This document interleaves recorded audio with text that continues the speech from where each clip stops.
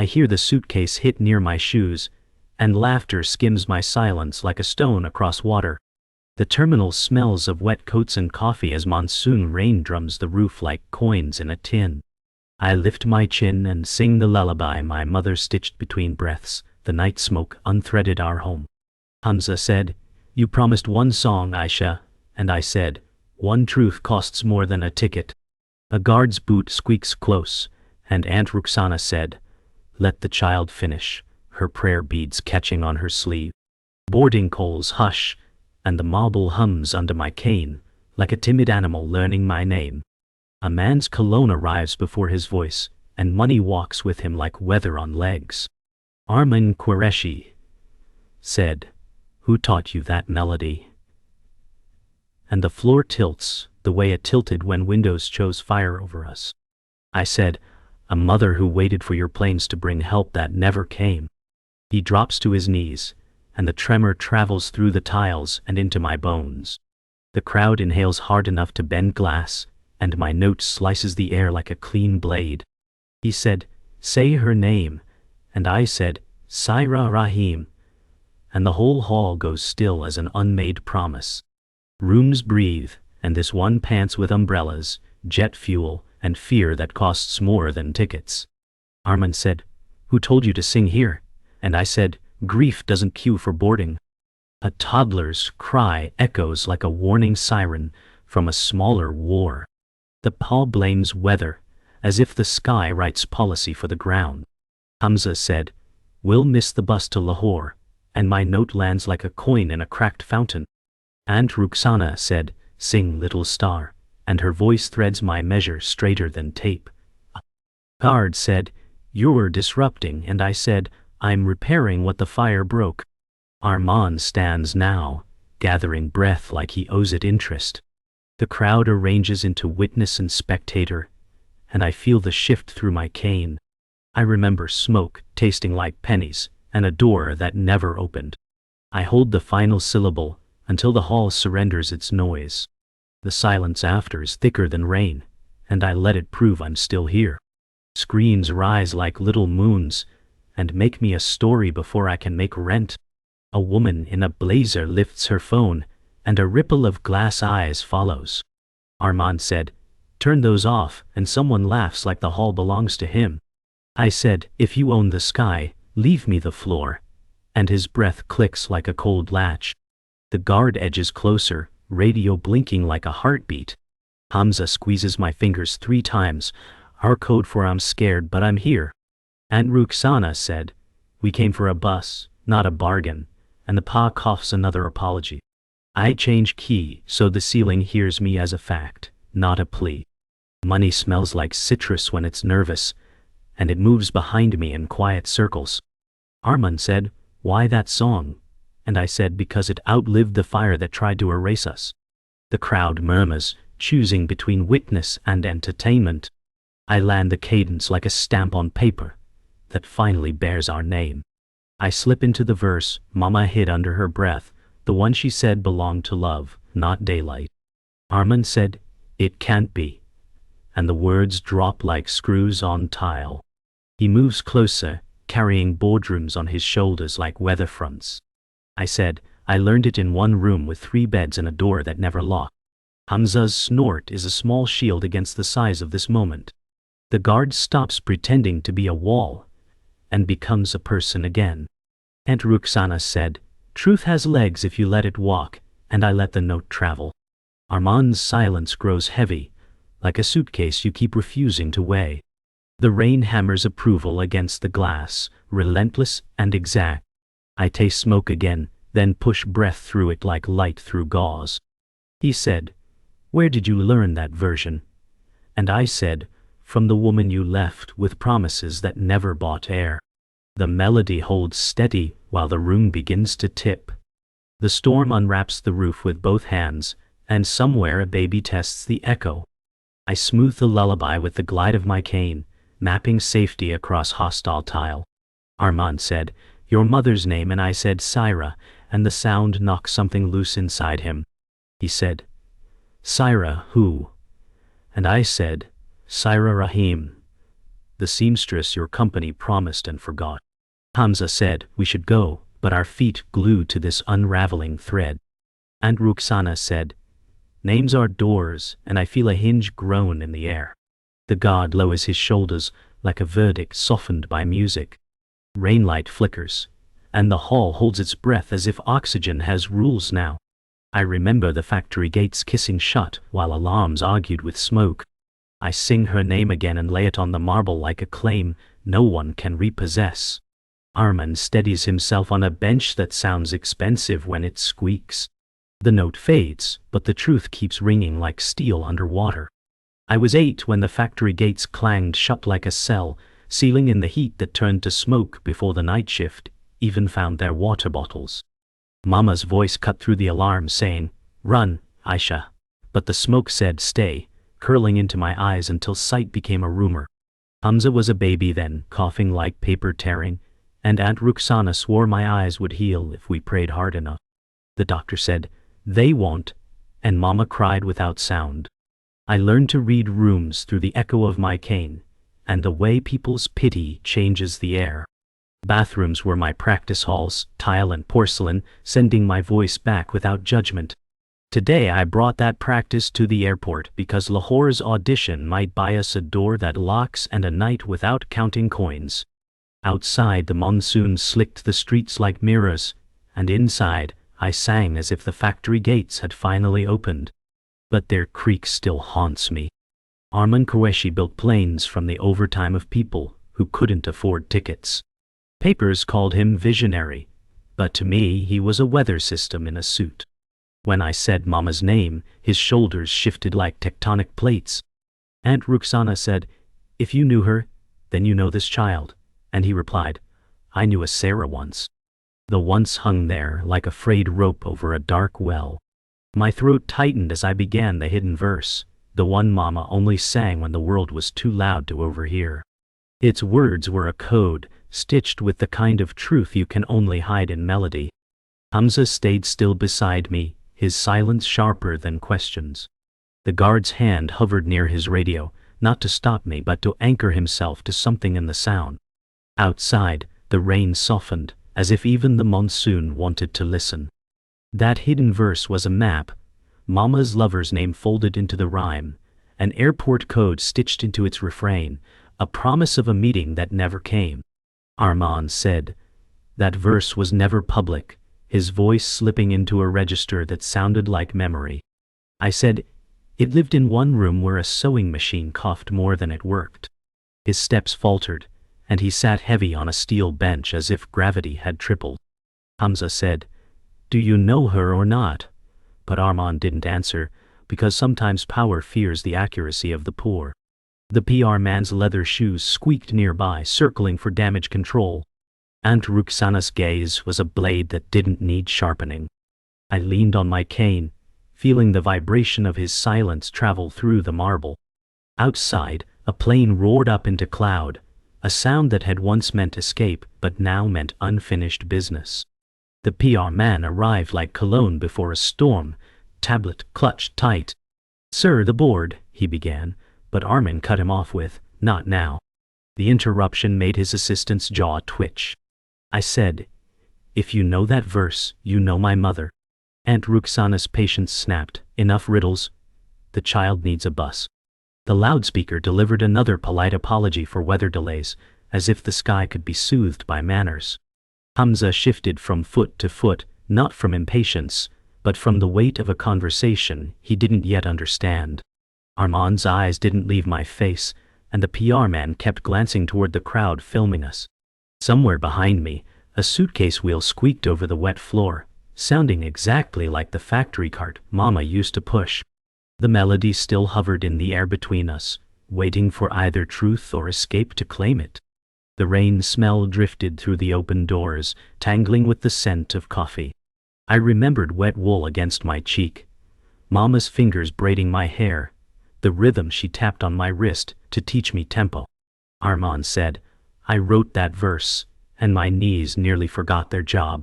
Hamza's voice cracked. "What?"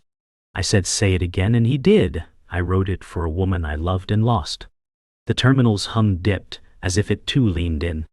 and Rukhsana's breath caught sharp, the kind she saves for funerals and births. A suitcase zipped somewhere far away, trying to restore normality. The guard's stance eased, like he had just solved a puzzle.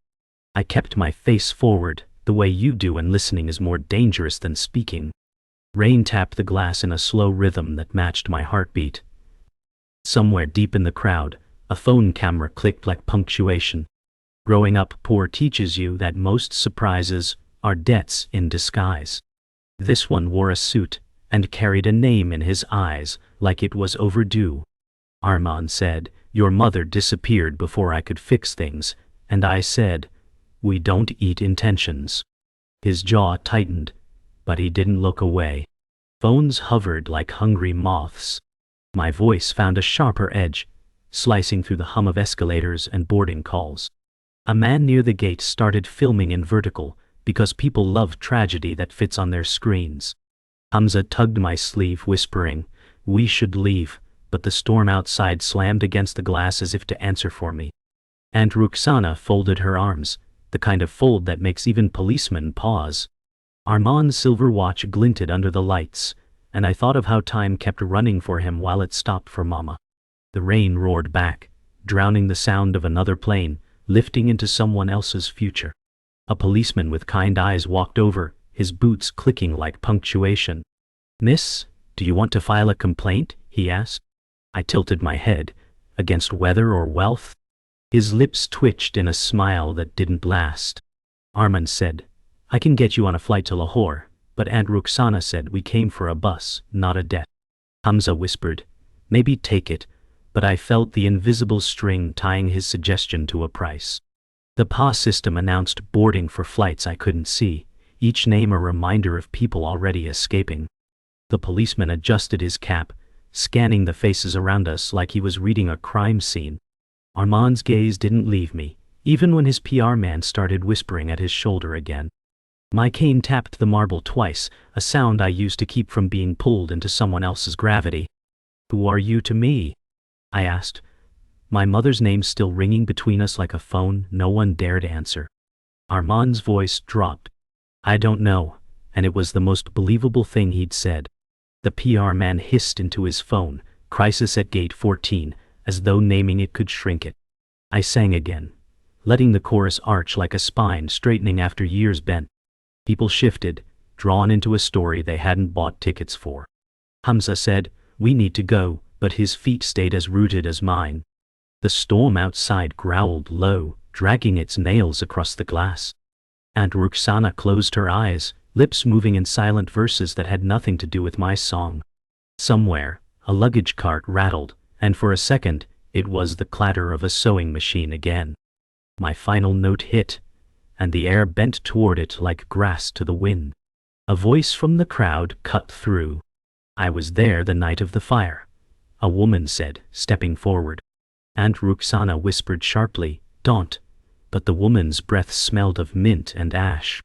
"They locked the exit to count inventory," she said, and Arman flinched like she'd struck him.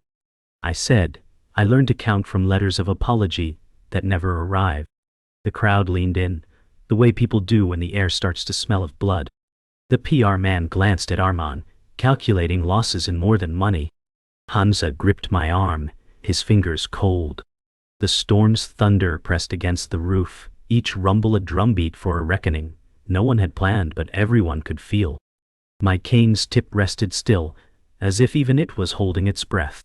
"Sir, please," the PR man urged, but Arman's focus stayed locked on me.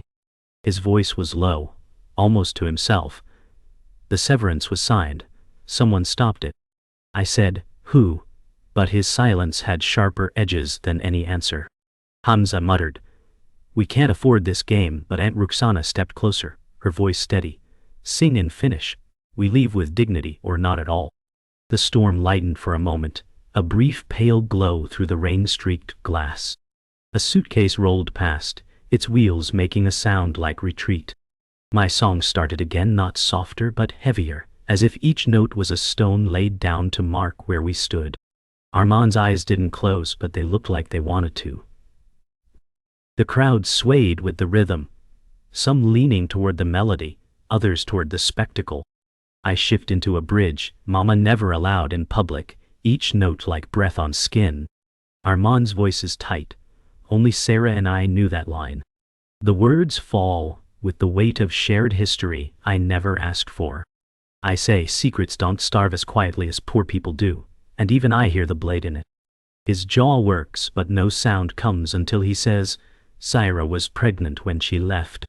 The terminal seems to fold inward, the crowd pulling in their breath as though holding back the rain. Hamza's fingers find mine, his grip stiff. Aunt Rukhsana's head tilts toward me like she's bracing for impact. The hum of vending machines and rolling suitcases fades, leaving only the echo of my own pulse in my ears. Arman's eyes don't flinch, but the tremor in his voice betrays him. Outside, lightning sketches the silhouette of the parked planes, fragile against the storm. Hamza's voice slices the air. Say it.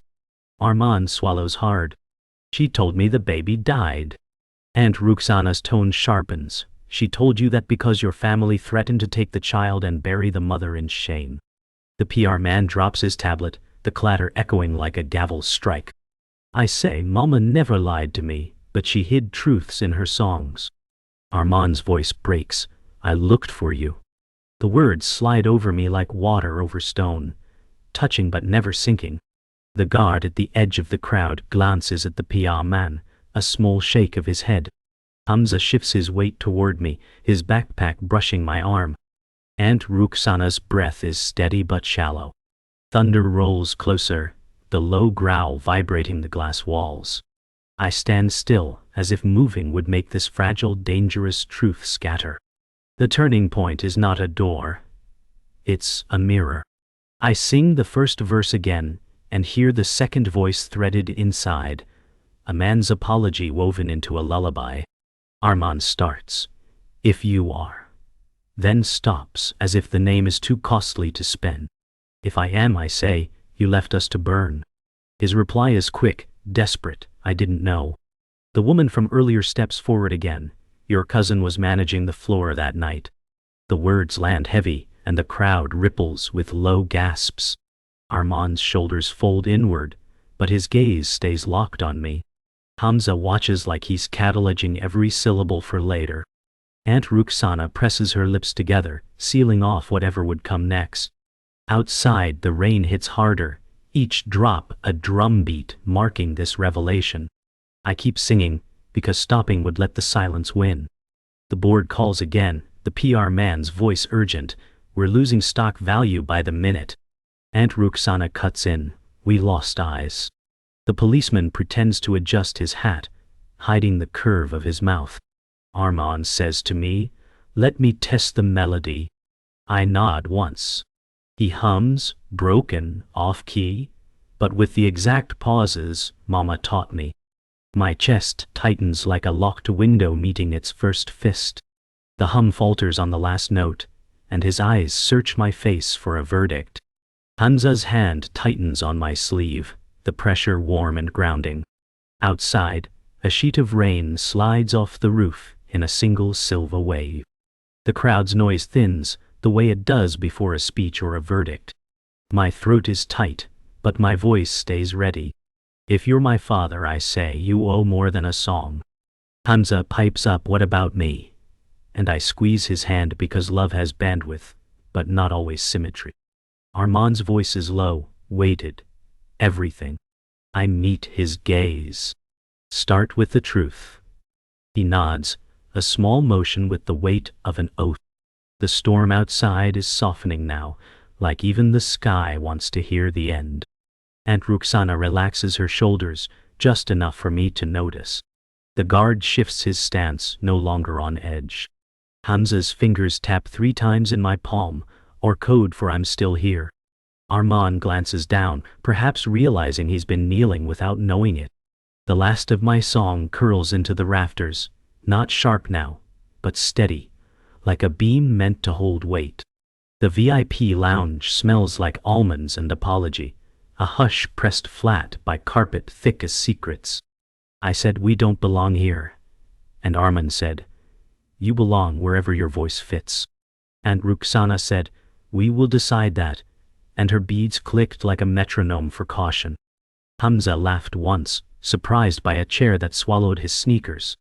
I touched the room with my cane and mapped its edges like a stage.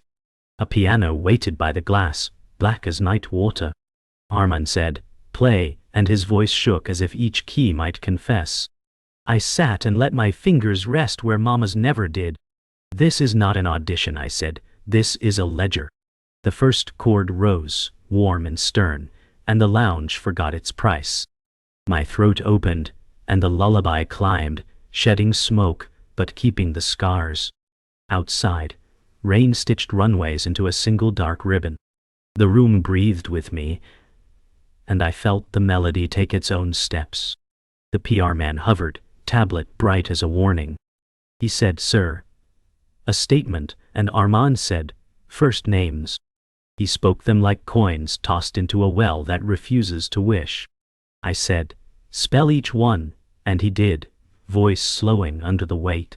Aunt Rukhsana said, "No deals," and the words landed like a barricade. Hamza mouthed the names, as if learning a new alphabet built from ash. I pressed a low chord, and felt it travel through the floor into his shoes. "The severance," I said, "publish what never left the safe." Arman said, "We will audit and release every line." The PR man swallowed, calculating costs that don't fit spreadsheets. "Make the fund visible," I said, and the doors unlocked to the right hands. Arman said, "We start tonight," and the storm answered with a steady drum. Hamza whispered, "The bus is gone," and his voice tried to sound casual. I said, "Maybe the road came to us," and the piano answered with a bright, uncertain run. Arman said, "There is a flight soon," and Aunt Rukhsana said, "We are not cargo for your conscience." I breathed once, and shifted the lullaby into a key that tastes like morning. The audition email burned in my pocket, but the room felt louder than any stage. "Play it like a promise," Aunt said softer now. I shaped the melody into a bridge that opens and does not shut. Arman moved closer, not to claim the song, but to hold the silence around it. Hamza filmed on his chipped phone, the lens a tiny brave moon. I said, "This is what we take to Lahore." Proof we were heard. The last chord hovered, choosing not to fall. The doors opened to microphones that smelled of old coffee and ambition. The PR man arranged them like chess pieces. A reporter said, "Is this a stunt?" And I said, "We cannot afford stunts, only survival." Arman took off his jacket, as if unfastening armor. "My company failed workers who built our profits," he said, voice steady. The room flinched at failed, a word that stains. Aunt Rukhsana said, "Say the names," and he did, each one a rung on a ladder back to air. The guard from the hall stood near the door, pretending not to listen. I held a chord that didn't soothe, it insisted. Arman said, "If it buys even a fraction of what I owe, I will resign." The PR man hissed, "Don't," but the sentence was already in the air. I said, "Resign or rebuild," and let the piano answer with a suspended note that hurt. "Rebuild," Arman said, and his knees touched carpet by choice. "Start the fund in Sarah's name," he offered. I said, "Name it for those who never got names." He nodded, eyes wet but clear. Hamza said, "Do we still go to Lahore?" And laughter loosened the room's tight jaw. "Yes," I said, "on accountability, not charity." Aunt Rukhsana's hand found my shoulder, a blessing and an anchor. The rain softened to a patient metronome. Papers slid across a table, and signatures scratched a road where none had been. "Publish deposits and withdrawals," I said, "so the money learns honesty." Arman said agreed, and the guard exhaled like a man off duty. I closed the piano and felt the lid settle like a vow that fits. The lounge manager cracked the door, and the corridor spilled with lenses and shoes. He whispered, "We've never hosted a press line," and I said, "We've never had a father either." Arman said, "Let them in," and the PR man hissed like a kettle. Tripods clinked, and the carpet swallowed the noise until only rain spoke. Aunt Rukhsana said, "Stand tall, child," and my cane tapped twice to pin the room. Hamza breathed fast, then steadied when I squeezed his sleeve. The witness woman hovered near the wall, hands folded like a petition. A journalist said, "Is there a statement?" And Arman said, "There is a reckoning." My throat tightened, but the melody waited like a chair pulled out for me. The policeman eased in behind the cameras, a quiet fence against chaos. I felt the heat of faces leaning toward our story as if it threw light. The storm softened, and the runway hummed a low consent. I lifted my chin and held the silence like a note before the first line. Microphones clustered like bristling flowers, and their foam smelled of old coffee. A reporter said, "Is this theater?" And I said, "We cannot afford theater, only truth." Arman said, "My company failed the workers who built our sky." The word failed shivered across the room and came back heavier. Aunt Rukhsana said, "Say their names again," and he did, careful and slow. Cameras blinked as if learning to see. I pressed a chord that refused comfort and asked for proof. The PR man tried to herd questions, but the questions bred teeth. The witness woman nodded with each name, like counting prayers. A second reporter asked, "Compensation when?" And I said, "When means dates, not slogans." Arman said, "Tonight we begin transfers and publish them." The policeman wrote carefully, not missing verbs. Rain ticked at the glass in time with heartbeats. I held the last harmony like a seal on new paper. From the back someone shouted, "DNA test," like a stone lobbed over heads. I said, "I'll take a school with doors that lock," and the room startled at the target shift. Arman said, "I will take any test she asks," and the PR man winced at the word any. The policeman cleared his throat and said, "We also take statements." Aunt Rukhsana said, "Start with the cousin's name," and pens rose like birds. Hamza whispered, "Do you want this to be true?" And I said, "I want it to be useful." The witness woman offered a photo from the factory, edges singed by time. I touched the corner and smelled old ash. A reporter asked, "Will you sue?" And I said, "We will build, then decide." Arman breathed in like a diver measuring depth. The room exhaled, a flock settling on a wire. I found the root note and let it anchor me to the floor we finally owned. An airline manager slipped in and offered seats to Lahore, voice polished to a shine. I said, "We are not fleeing, we are finishing." Arman said, "Sing once more, for those who can't." For once, it did not sound like a slogan. I chose a song whose bridge opens like light between heavy curtains. The first verse rose steady, no tremor left from earlier storms.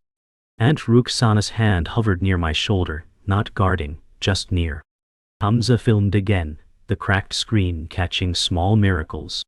The cameras lowered, surprised to find themselves listening instead of hunting. Rain softened to a hush that matched a breath before a promise. The guard from the hall leaned on the frame and closed his eyes.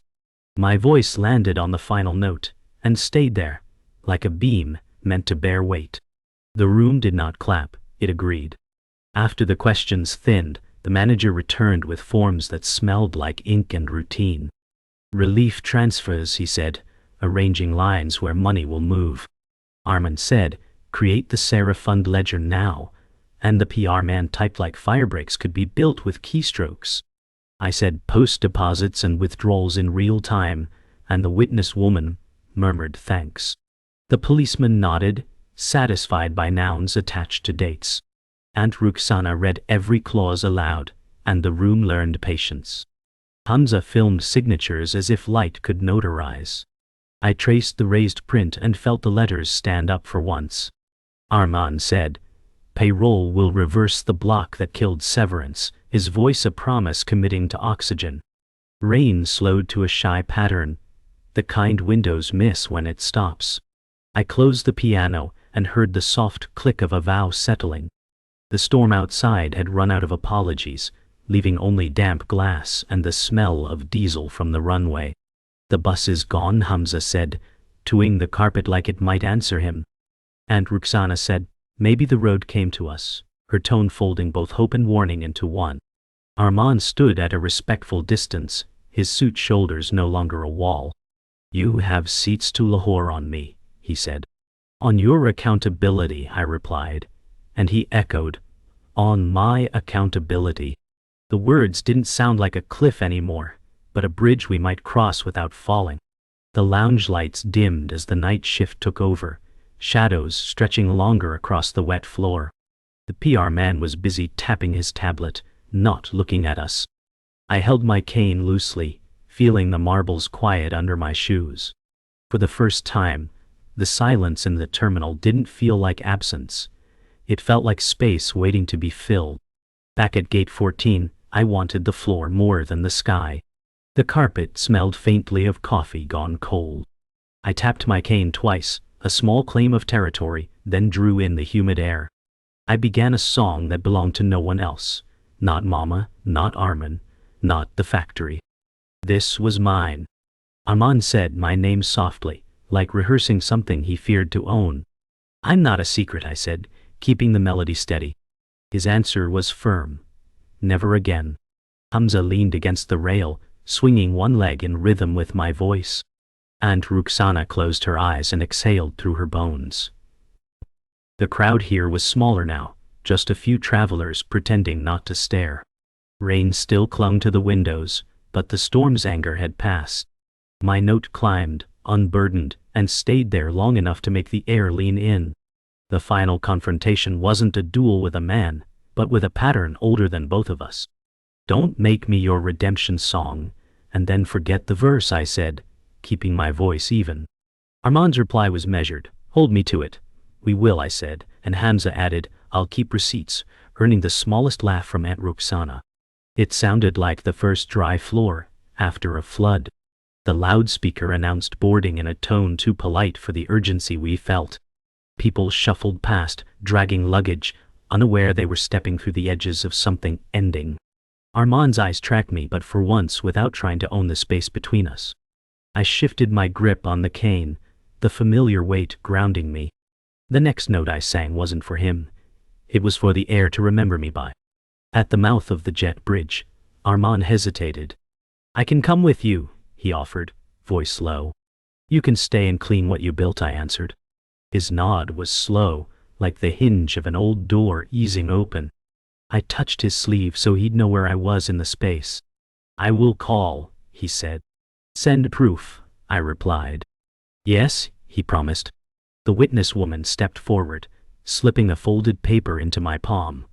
Her number, her testimony, maybe both. Her hand was warm, her eyes direct. The boarding line shuffled, impatient, but we stood still for a beat longer. Hamza shifted the strap of his backpack, ready to move.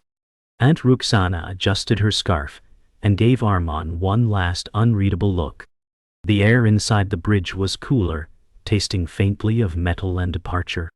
At the plane's threshold, I turned once more toward the lounge where I had first sung. Mama, hear me, I said under my breath. To Arman, still watching from the gate, I said, we are not your apology, we are your mirror. He bowed his head, because mirrors can be altars if you let them. Hamza's hands slid into mine, warm and certain. We stepped into the cabin, the hiss of the air system replacing the murmur of the terminal.